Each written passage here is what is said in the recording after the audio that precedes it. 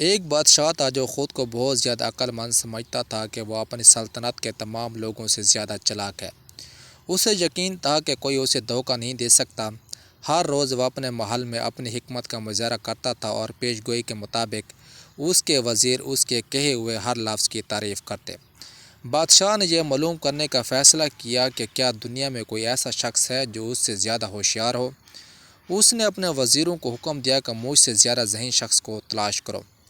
ایک ایسا شخص جو ہوشیار ہو اور مجھے پیچھے چھوڑ سکتا ہو، دنیا میں تلاش کرو، اور ایک شخص کو میرے سامنے لاؤ۔ میں اسے آزماؤں گا، اگر میں اسے ہراؤں گا تو اسے میرا غلام ہونا پڑے گا۔ بادشاہ کے وزیر ایسے شخص کی تلاش میں نکلے جو بادشاہ کا مقابلہ کر سکے۔ وہ کئی حکیموں سے ملے، لیکن وہ اتنے ہوشیار تھے کہ اگر وہ بادشاہ سے مقابلہ کرتے تو وہ غلام بن سکتے تھے، اس لیے کوئی بھی چیلنج لینے کے لیے تیار نہیں تھا۔ بغیر کسی چیلنج کے بادشاہ کی واپسی کے امکان سے پریشان وزیر مملکت کی سرحد پر پہنچ گئے۔ انہوں نے رات قریبی گاؤں میں گزارنے کا فیصلہ کیا۔ یہاں کے دیہاتی غریب تھے کیونکہ کھیتی باڑی بادشاہ کی تھی۔ اس کے علاوہ اس نے اسے استعمال کرنے کے لیے گاؤں والوں سے بھاری ٹیکس وصول کیا، اس لیے گاؤں والوں کے پاس کچھ نہیں بچا، چاہے وہ سال بھر محنت کریں۔ اپنی مشکلات کے باوجود وہ بادشاہ کے آدمیوں کے ساتھ اچھا سلوک کرتے تھے۔ انہوں نے انہیں دلکش کھانا دیا اور گاؤں کے مرکز میں کہانیوں، نظموں اور پہیلیوں کے ساتھ روشن کیمپ فائر کے ارد گرد ان کی تفریح کی۔ شام کے وقت ایساتی نے وزراء کی توجہ اپنی طرف مبذول کرائی۔ وہ اپنے جوابات میں بہت تیز اور اپنے طریقوں میں ہوشیار تھا۔ اس کا نام وونگ تھا۔ وہ اس کے پاس پہنچے اور مشورہ دیا کہ وہ ان کے ساتھ بادشاہ کے محل میں جائے اور ان سے مقابلہ کرے۔ اگرچہ پہلے تو ہچکچاہٹ کا مظاہرہ کرتے ہوئے وونگ نے ان کے ساتھ جانے پر رضامندی ظاہر کی۔ اس نے کہا کہ میں اپنا کوٹ یا ٹوپی نہیں لوں گا، میں آپ کے ساتھ آؤں گا اگر آپ مجھے اس طرح بادشاہ کے پاس لے جانے پر راضی ہو جائیں۔ بادشاہ کے آدمی مان گئے۔ وہ اسے بادشاہ کے پاس لے گئے۔ تو تمہیں لگتا ہے کہ تم بہت زیادہ ہوشیار ہو؟ بادشاہ نے وونگ سے پوچھا جب اسے بادشاہ کے سامنے پیش کیا گیا۔ اس کے بعد اس نے حکم دیا، میں تمہیں چیلنج کرتا ہوں کہ مجھے دھوکہ دو، لیکن میں آپ کو خبردار کر رہا ہوں کہ میں ایک بہت ہی مشکل گاہک ہوں اور آپ مجھے ہرا نہیں سکیں گے۔ بادشاہ نے مزید کہا۔ وونگ نے جواب دیا، مجھے صرف اسی سے ڈر لگتا ہے کہ آپ کی عظمت سوچنے کا وقت ہوتا تو نہ آتا۔ میں اتنی جلدی میں وہاں سے نکلا کہ میں اپنا کوٹ اور ٹوپی لینا بھول گیا، یہاں تک کہ لوگوں کو پھنسانے کے لیے اپنے اوزار بھی۔ آپ لوگوں کو دھوکہ دینے کے لیے اوزار استعمال کرتے ہیں؟ بادشاہ متوجہ ہوا۔ ہاں آپ کی عظمت، وونگ نے جواب دیا، میں وہ اوزار دیکھنا چاہوں گا جو آپ استعمال کرتے ہیں۔ آپ گھر کیوں نہیں جاتے اور ان کے ساتھ واپس کیوں نہیں آتے؟ بادشاہ نے حکم دیا، لیکن مجھے ان سب کو لانے کے لیے 100 گھوڑوں کی گاڑیوں کی ضرورت ہے اور انہیں لوڈ کرنے میں کم از کم 6 ماہ لگیں گے۔ وونگ نے جواب دیا، میرے استبل سے جو بھی ضرورت ہو لے لو، لیکن جتنی جلدی ہو سکے واپس آ جاؤ۔ بادشاہ بے چین ہو رہا تھا، چنانچہ وونگ بادشاہ کے استبل سے 100 بہترین گھوڑے، 100 گاڑیاں لے کر اپنے گاؤں کی طرف روانہ ہوا۔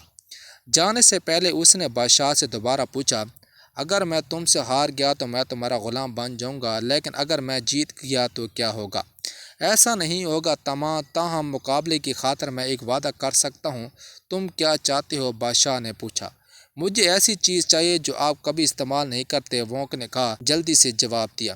ٹھیک ہے، بادشاہ نے کہا۔ وونگ اپنے گاؤں کے لیے روانہ ہو گئے۔ ایک بار گاؤں میں 100 گھوڑوں کو گاؤں والوں کے درمیان تقسیم کیا اور ان کی مدد سے کاشت کا ایک موسم مکمل کیا۔ تمام اناج کو کاٹ کر مقررہ 6 ماہ کے اندر اناج خانوں میں بھر دیا گیا۔ 6 ماہ کے اختتام پر وونگ نے اپنی گاڑیوں میں شراب کے خالی ڈبوں سے بھرا اور محل کی طرف روانہ ہو گیا۔ بادشاہ نے اس کا استقبال کیا اور اس کے لائے ہوئے آلات کو دیکھنے کا مطالبہ کیا۔ وونگ نے انہیں پیک کھولنا شروع کیا اور بادشاہ کا کتا کمرے میں آ گیا۔ ایک اجنبی کو دیکھ کر کتا وونگ کے پاس گیا اور اسے سونگھا۔ ایک اور مسئلہ ہے آپ کی عظمت، وونگ نے بادشاہ سے کہا۔ اس کتے نے ابھی مجھے بتایا ہے کہ میری بیوی شدید بیمار ہے۔ آپ کی عظمت، مجھے جانا ہے، براہ کرم مجھے اپنا بہترین گھوڑا ادھار دیں تاکہ میں ان کی تیز رفتاری سے پہنچ سکوں۔ وونگ نے درخواست کی۔ بادشاہ نے اس شرط پر استعفیٰ دے دیا کہ وہ جلد از جلد واپس آ جائے گا۔ وونگ اپنے گاؤں پہنچا اور اسے دیا ہوا سیاہ گھوڑا بیچ کر اس کے بدلے ایک کالا گدھا خرید لیا۔ وہ کالا گدھے پر بیٹھ کر واپس آیا۔ یہ کیا ہے؟ تمہیں اتنی دیر کیوں لگی؟ اور میرا گھوڑا کہاں ہے؟ بادشاہ نے کہا، گھوڑا راستے میں گدھا بن گیا اور اس لیے مجھے گھر پہنچنے اور واپس آنے میں اتنا وقت لگا۔ تم نے مجھے ایسا گھوڑا کیوں دیا؟ اس نے بادشاہ سے پوچھا۔ معذرت، مجھے یہ معلوم نہیں تھا۔ وہ تمام سال ٹھیک تھا جب میں نے اس پر سواری کی تھی، بادشاہ نے تقریباً معذرت خواہ آواز دی۔ اب وہ سب بھول جاؤ، بیٹھو، اور تم کب مجھے دھوکہ دینے کی کوشش کر رہے ہو؟ بادشاہ نے پوچھا۔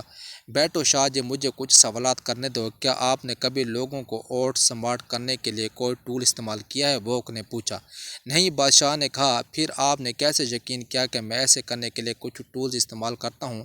اگر آپ توجہ مرکوز کرتے ہیں تو آپ کو احساس ہو جائے گا کہ میں نے پہلے ہی آپ کو ایک بار دھوکہ دیا تھا۔ وونگ نے کہا، بادشاہ کے پاس قبول کرنے کے سوا کوئی چارہ نہ تھا۔ آپ کے کتے نے آپ سے بات کی ہے؟ آپ کو کبھی یقین کیسے آیا کہ میں نے مجھ سے معذرت کی؟ وونگ نے پوچھا۔ بادشاہ کو روشنی نظر آنے لگی تھی۔ اب کیا اتنے سالوں میں کالا گھوڑا کبھی گدھا بن گیا؟ آپ نے بھی یہی مان لیا؟ اگر تم نے دیکھا تو میں نے تمہیں پہلے ہی 3 بار دھوکہ دیا ہے، وونگ نے فاتحانہ انداز میں کہا۔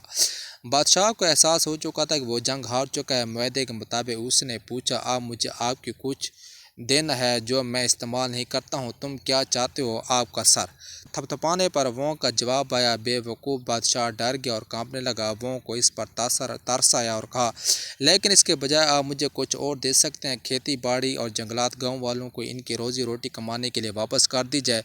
بادشاہ نے آسانی سے راضی ہو کر گاؤں والوں کے حقوق واپس کر دیا اور وونگ اپنے گاؤں واپس آ گیا اور ایک طویل اور خوشگوار زندگی گزاری۔ بے وقوف بادشاہ نے پھر کبھی اپنی ذہانت کو جانچنے کی کوشش نہیں کی۔